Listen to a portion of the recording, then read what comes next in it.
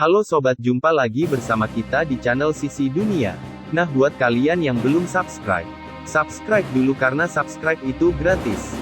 Nah, kali ini kita bahas tentang rudal Steed Angkatan Laut Rusia hancurkan pesawat tak berawak Ukraina di Laut Hitam. Angkatan Laut Rusia berhasil menghancurkan drone tipe Bayraktar milik Ukraina di semenanjung Crimea.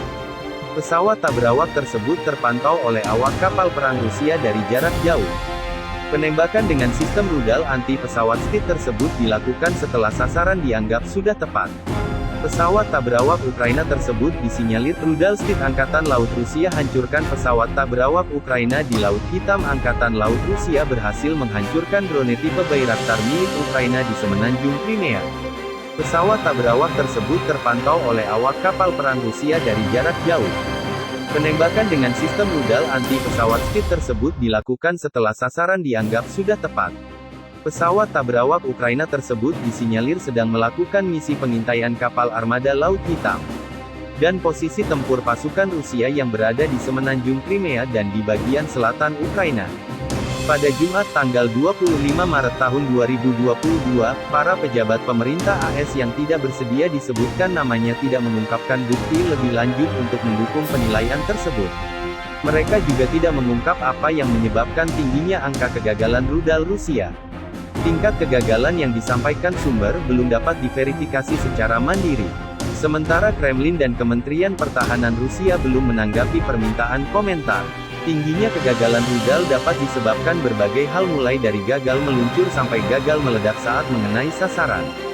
Pada pekan ini pejabat pertahanan AS mengatakan Pentagon menilai Rusia sudah meluncurkan lebih dari 1.100 berbagai jenis rudal sejak perang dimulai. Sejauh ini pemerintah AS belum mengungkapkan berapa banyak yang mengenai target dan berapa banyak yang gagal. 3 orang sumber pemerintah AS mengatakan AS memperkirakan kegagalan rudal Rusia bervariasi setiap harinya.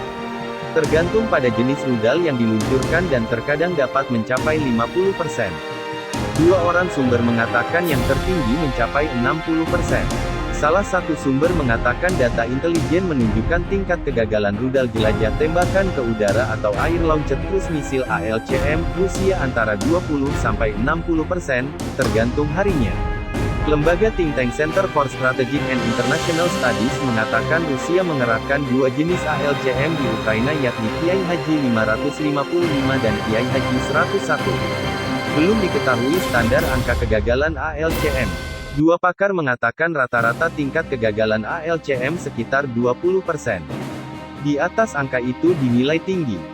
AS juga yakni pada awal bulan ini Rusia meluncurkan ALCM saat menyerang pangkalan militer Ukraina dekat perbatasan Polandia. Salah satu sumber mengatakan tingkat kegagalan dalam serangan itu cukup tinggi. Pihak berwenang Ukraina mengatakan serangan tersebut menewaskan 35 orang. Rusia turut menggunakan serangan rudal dalam invasinya ke Ukraina.